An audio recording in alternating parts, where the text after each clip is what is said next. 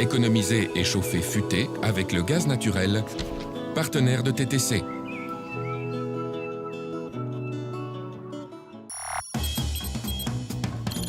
Il est illusoire de penser que l'on peut tout contrôler. Michel Huissou, directeur du contrôle fédéral des finances. La crise de confiance à la Poste pourrait-elle remettre en question la fermeture des bureaux postaux? Il aime bien chanter, il n'aime pas marchander. Laurent Voulzy nous parle de son rapport à l'argent. C'est une station de ski flambant neuve et grand luxe. Comment un milliardaire égyptien a transformé une vallée abandonnée par l'armée? TTC vous emmène à Andermatt.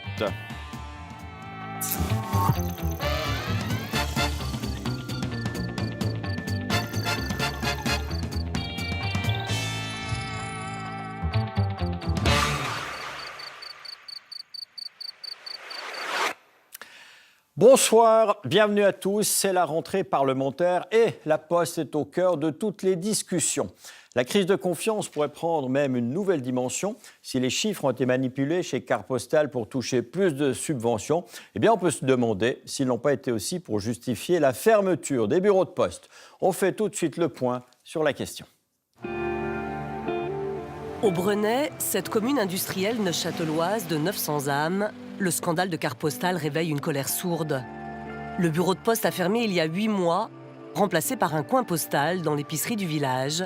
Une charge plutôt qu'une aubaine pour l'épicier. Et pour le conseil municipal, le sentiment d'avoir été roulé dans la farine. On n'a jamais vraiment été consulté. Ce n'est pas une consultation, c'est toutes les oppositions qui sont venues de la part de la population, des autorités, et même l'avis de la Postcom n'a pas été pris en compte par la Poste. L'ancien maire se souvient avoir alors réclamé à la Poste des explications, en vain. Vous nous donnez des chiffres pour le bureau postal du Brenay, mais on aimerait bien avoir des comparaisons. Il y a d'autres bureaux postaux dans des autres communes d'à peu près de la même grandeur que les Brenay. Est-ce que vous pouvez nous donner des chiffres de comparaison? Pourquoi c'est les Brenay qui viennent maintenant et puis pas une autre commune? Et là, la Poste a totalement refusé de nous donner d'autres chiffres que ceux des Brenay, tout en sachant que les chiffres des Brenay étaient aussi assez opaques. On n'avait pas vraiment une vision claire de ce qu'il y avait. La Poste n'aurait pas clairement tout mis sur la table. C'est aussi le soupçon de la commission parlementaire en charge du géant jaune. La semaine dernière, à la lumière du scandale Carte Postale, les élus s'interrogeaient sur l'étrange déficit du réseau postal, brutalement aggravé en 2016. Explication de la Poste, une nouvelle logique de gestion financière qui aurait plombé les comptes. Logique de gestion, ça veut dire quoi concrètement? Syndicom, le syndicat majoritaire des postiers, nous explique, exemple à l'appui. Vous connaissez peut-être MyPost 24, les automates à paquets. Ils ont été maintenant transférés vers le réseau postal. En soi, pas de problème, sauf que ce service est largement dans le rouge, avec des pertes. Si toutes les activités qui perdent de l'argent sont transférées vers le réseau postal, alors évidemment les résultats financiers du secteur se dégradent. Ce changement comptable expliquerait-il la disparition accélérée des bureaux de poste? La question vire au soupçon. Dans la commission parlementaire, certains s'interrogent sur la pertinence des fermetures en cours.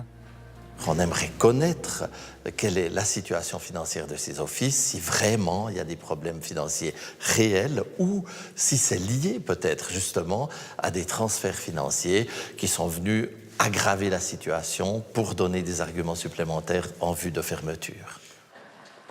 Le doute est désormais semé et ce n'est pas l'affaire Carte Postale qui va l'apaiser, bien au contraire. S'il y a eu malversation dans le domaine de Carte Postale, eh bien, la confiance est en quelque sorte effritée par rapport à ce qui se passe du côté du réseau postal. Ces derniers jours, on a reçu des lettres de ces communes qui nous disent « Mais maintenant, agissez, nous aimerions un moratoire parce que la situation n'est pas claire. On nous a dit que nos bureaux n'étaient plus rentables. On veut vraiment la démonstration transparente. On veut voir les chiffres pour être convaincu que c'est bien le cas. » À Vernier, dans le canton de Genève, le vent semble avoir déjà tourné. Après la fermeture d'un premier bureau de poste l'an dernier, ici, à Aïr, malgré pétitions et protestations de la commune, la Poste a visé il y a 6 mois ce bureau-là, celui de Châtelaine, avec ses 10 000 habitants. Même réaction que pour Aïr, mais là, divine surprise, la fermeture est finalement gelée. Avec les mêmes méthodes en quelque sorte, eh bien, nous avons obtenu quand même ce gel et que nous allons espérer pouvoir transformer en abandon définitif. Vous pensez que vous êtes des miraculés avec cette poste? Miraculé, je pense pas, peut-être précurseur. Car c'est un débat sur le rôle et les objectifs de la Poste qui s'annonce. On peut bien entendu s'attaquer à la Poste, s'attaquer à Mme Ruoff, c'est facile finalement, c'est des fonctionnaires hein, aussi, mais les autorités politiques ont leur mot à dire. Et leur mot doit être dit, et Mme de l'Étarte, elle doit dire alors à ce moment-là qu'effectivement la politique qui est menée depuis quelques années avec la Poste n'est pas une bonne politique, et que celle-ci doit changer. Signe des temps, à droite aussi, des parlementaires fédéraux commencent à douter de la stratégie de rentabilité fixée il y a des années pour le géant jaune et réclament une action immédiate. La mesure, c'est de geler le processus des fermetures des bureaux de poste, par exemple, et puis d'entamer un dialogue sur ce que l'on veut comme service public et que ce dialogue soit vraiment ouvert, et puis là qu'on définisse des règles qui soient des règles claires pour tout le monde. Ça me paraît le minimum qu'on puisse faire à l'heure actuelle. Une poste est primordiale dans notre village. Au Brenay, la mobilisation de 2015 est encore dans tous les esprits, avec le sentiment d'un immense gâchis. L'époque a bien changé.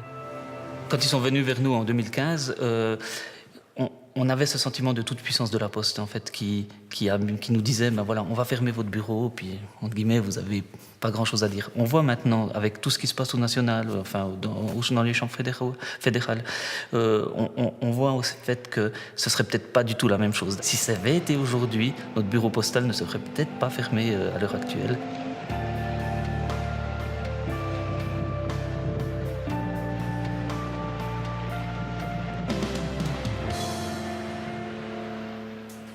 Corinne, bonsoir. Bonsoir Patrick. Alors la Poste avait annoncé il y a quelque temps la fermeture de 500, 600 bureaux postaux. Est-ce qu'avec tout ce qui se passe aujourd'hui, cette politique-là pourrait changer ?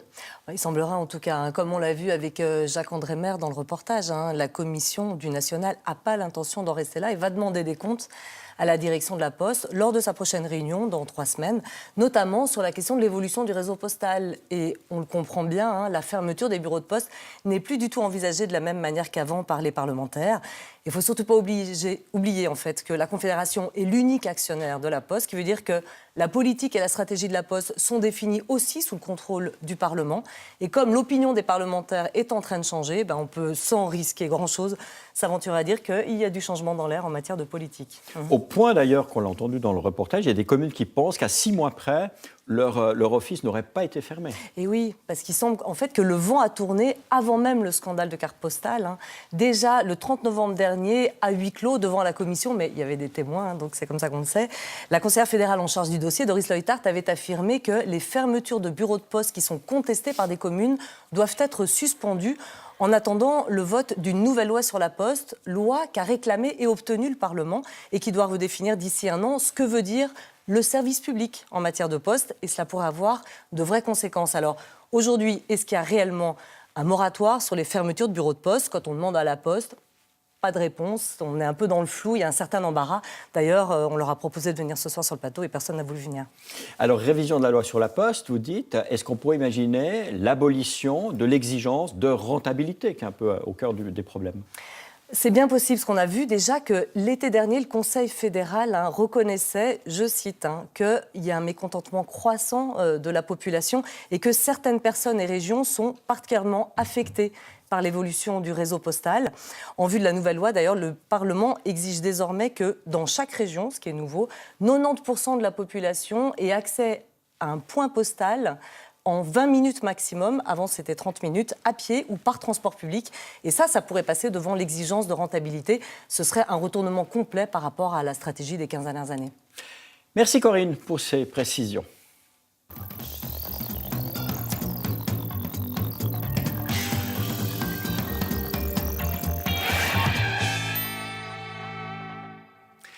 Les chanteurs défilent dans TTC après Maxime Le Forestier la semaine passée. C'est Laurent Voulzy qui nous parle d'argent. James Aymon lui a demandé s'il est cigale ou fourmi.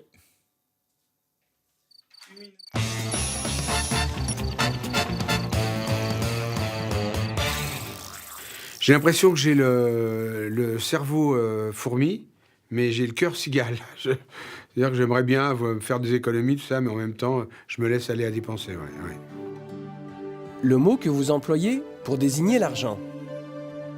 Me reste-t-il de l'argent? J'ai de l'argent. J'ai ici, oui, de l'argent. Est-ce que j'ai de l'argent? Oui, je crois que je dis... je peux dire de la monnaie, si je cherche de la petite monnaie. Mais c'est pour acheter une maison. Je veux dire, est-ce que j'ai assez d'argent? Et en créole? Argent. On prononce pas tellement les R. En panier argent. En panier... J'ai pas d'argent. En panier argent. Savez-vous marchander? Je ne sais pas marchander. Mais c'est dingue, je ne sais pas. J'y arrive pas, je suis gêné. Ça m'arrive, mais c'est timide et foireux parce que là, bon, les gens, dès que j'ouvre la parole pour marchander, ça marche pas. Vous croyez que vous pouvez baisser un petit peu le... Non, monsieur, c'est le prix. Bon, très bien. Combien pour une guitare? Si Paul McCartney vendait sa basse, là, peut-être, je me saignerais un peu. Oui, parce que je suis un peu fétichiste, quoi. L'objet de quelqu'un, voilà, qui m'a fait rêver et tout. Probablement, là, je pourrais peut-être mettre un peu plus cher, quand même. Laurent Voulzy sera au coup de cœur d'Alain Morisot samedi le 7 avril. Après les Vaudois, c'est les Neuchâtelois qui sont en vacances. On va découvrir une nouvelle station de ski flambant neuve avec hôtel et appartements grand luxe. Ça se trouve à Andermatt, dans le canton d'Oury. Un projet spectaculaire qui repose la question du modèle de développement des Alpes. Sur place et sur les skis, on retrouve Serge Anderlin.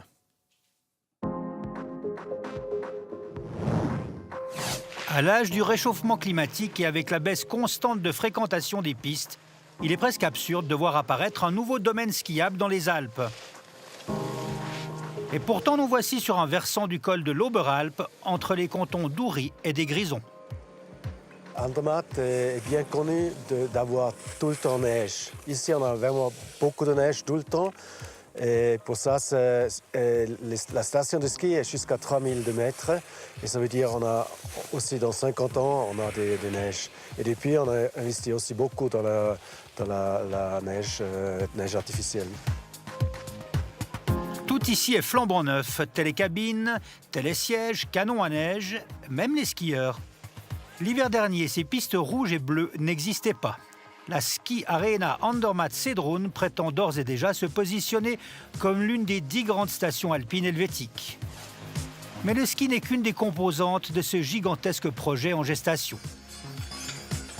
Ce qui est déjà construit, c'est un hôtel 5 étoiles ouvert depuis 3 ans, le Tchedi. Rien n'y est trop beau ni trop cher pour les clients aisés.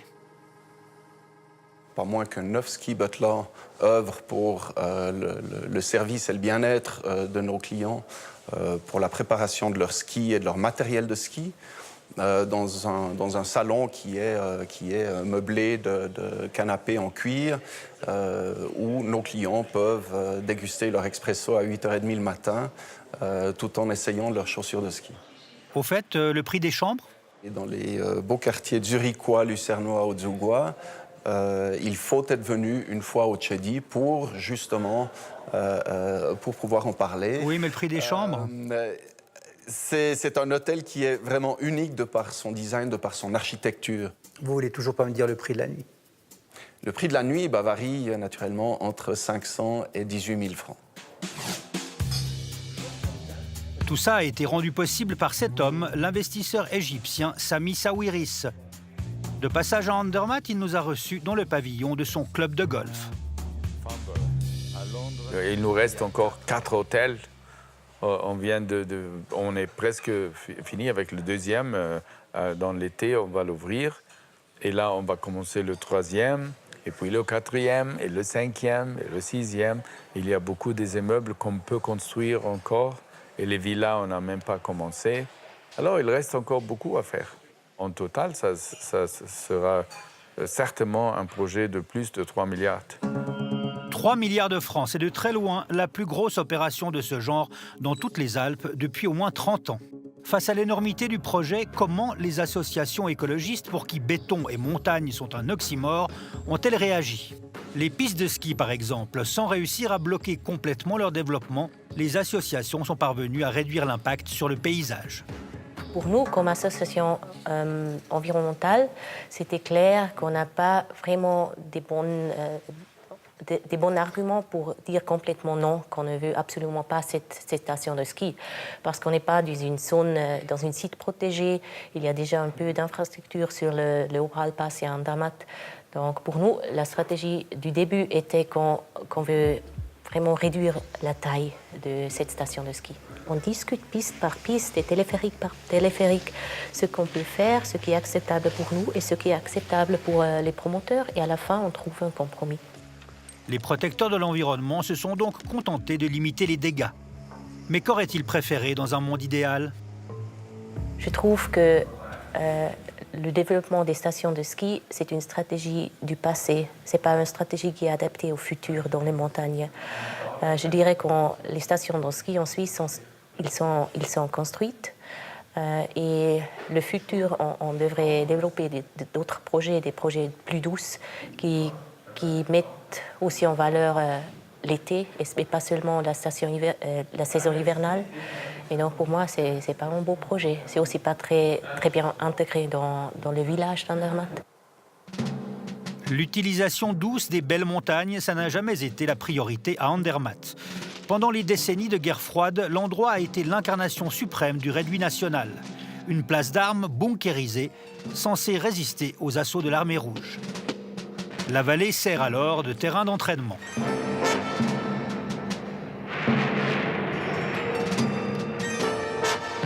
Les soviétiques, on ne vous apprend rien, n'arriveront jamais. L'armée finit par plier bagages en 2005. C'est la crise, là-haut, dans la montagne. Jusqu'à l'arrivée providentielle d'un milliardaire égyptien. Flashback, Sami Sawiris débarque à Andermatt il y a 10 ans, invité par un conseiller d'État uranais inquiet de l'avenir de la vallée d'Ourseren après le départ des militaires. L'homme appartient à la famille la plus riche d'Afrique, télécom, pétrole, banque, immobilier, tourisme. Il promet hôtels de luxe, appartements de grand standing, parcours de golf et domaines skiables.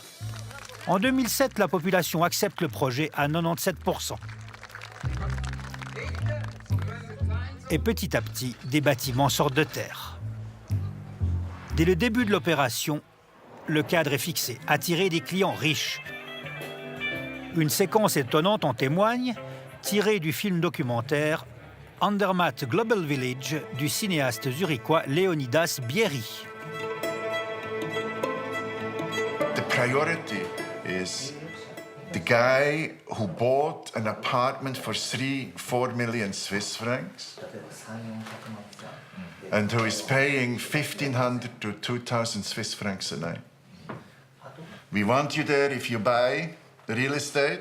We want you there if you stay in one of the hotels. Otherwise, we try to eliminate you. We control Andermatt. Le milliardaire lui-même ne dit pas autre chose. Le contrôle est très important. Il faut contrôler un endroit comme Andermatt. Si je ne contrôlais pas le ski et le golf, ça ne marche pas. Donc là, tout vous appartient d'une certaine manière. Ça doit être contrôlable par nous. Même si ça n'appartient pas à moi totalement, mais au moins, je dois être capable de dire exactement ce qu'il faut faire. Je vous donne un exemple. Vous voyez, à Saint-Moritz, lundi après Pâques, boum, tout est fini. Ici, je les force de rester ouverts parce que j'ai les employés dans tous les hôtels que je donne l'emploi pendant toute l'année. Comme ça, ils peuvent vivre ici avec leur famille et tout ça. Et si la coordination entre les activités différentes n'est pas assez bien, ça ne marche pas. Cette logique de station intégrée où tout est optimisé, on la retrouve aussi sur les pistes qui pratiquent désormais le yield management. Autrement dit, au revoir au forfait journée à prix fixe, bonjour au système EasyJet. Nous avons introduit cette saison le dynamic pricing, comme les compagnies aériennes ou les hôtels. L'idée, c'est que les clients réservent online. Mais c'est aussi pour nous un moyen de mieux les répartir sur tout l'hiver, pas seulement lors des pics de fréquentation du week-end. Et c'est pourquoi nous proposons des prix plus avantageux en semaine, mais aussi au début de l'hiver et à la fin de la saison. Et puis on offre aussi un rabais à ceux qui réservent en avance. Plus ils le font tôt, plus le rabais augmente. Prix minimum pour la journée 37 francs, prix maximum 69. Vous avez tout compris, sur les pistes ça peut être low cost, mais pour l'après-ski au Palace, il vaut mieux avoir les poches bien remplies.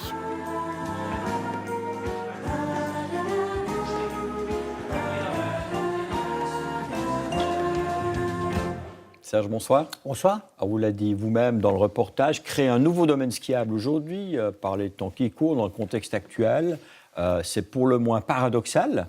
Il y a une clientèle pour ça?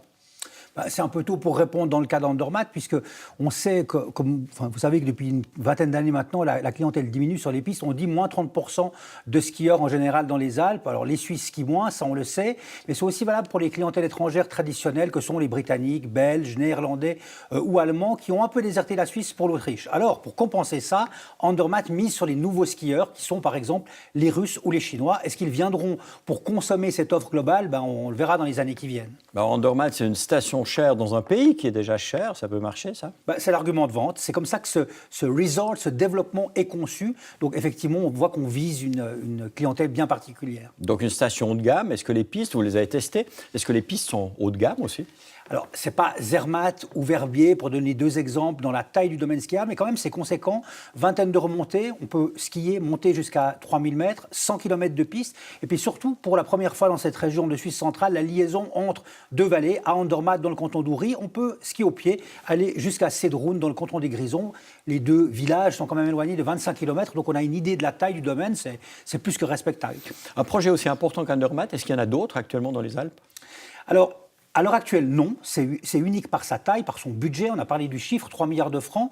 On a quelques projets importants en Valais, mais pour l'instant, il n'y a plus que les trous, puisque les promoteurs ou autres développeurs ont eu quelques soucis. Je pense notamment au projet russe d'Aminona. En Autriche, les grands développements d'infrastructures, c'était plutôt il y a 10-15 ans. C'est d'ailleurs pour ça que les stations autrichiennes, aujourd'hui, tellement bien équipées, sont devenues de féroces concurrentes.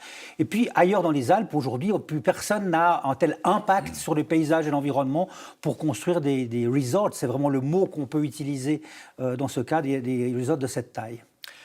Merci Serge.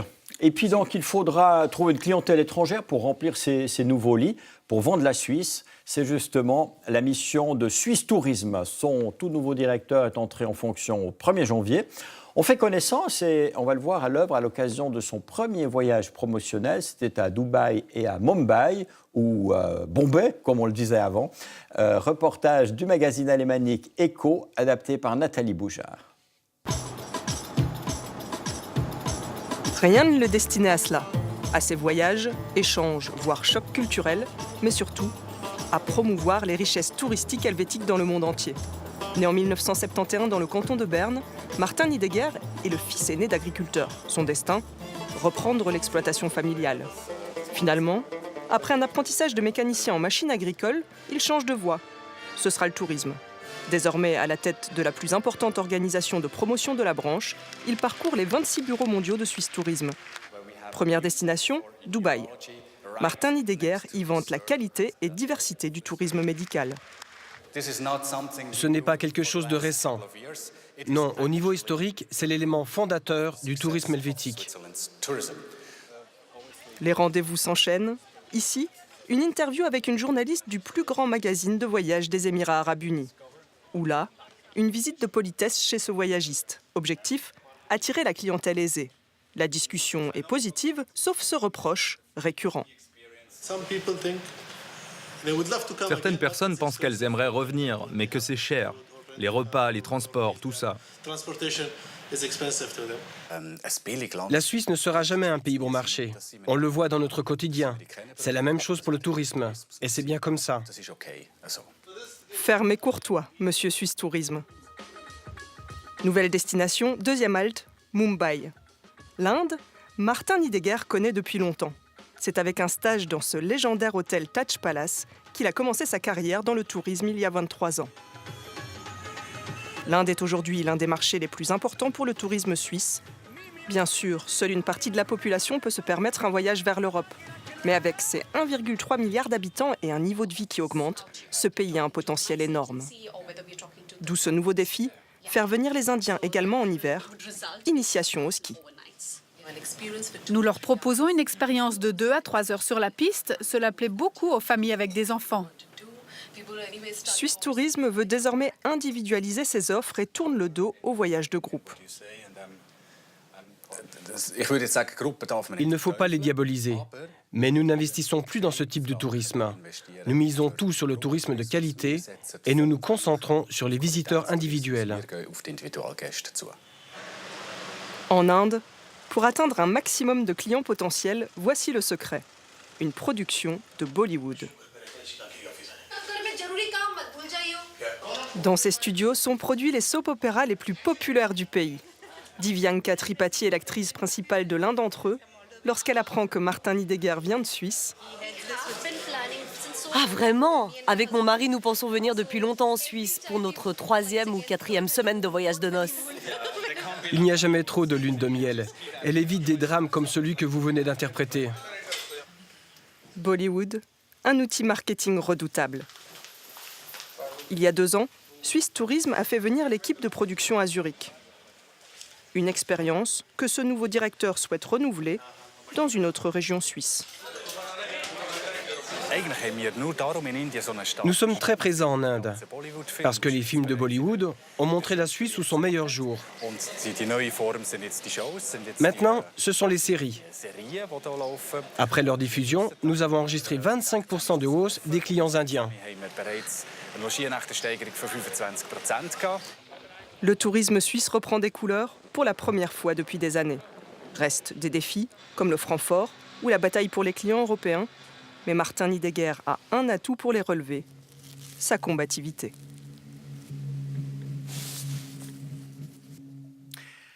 La semaine prochaine, TTC met le cap sur la Russie. À quelques jours de l'élection présidentielle et à 3 mois de la Coupe du monde de foot, comment vit-on dans la Russie de Poutine? Quel est l'impact des sanctions occidentales?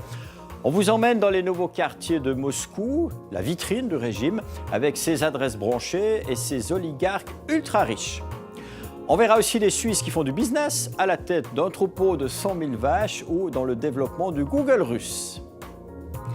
Le bilan des années Poutine, c'est lundi prochain. Émission spéciale depuis Moscou. Passez tous une bonne semaine, une belle soirée, à bientôt.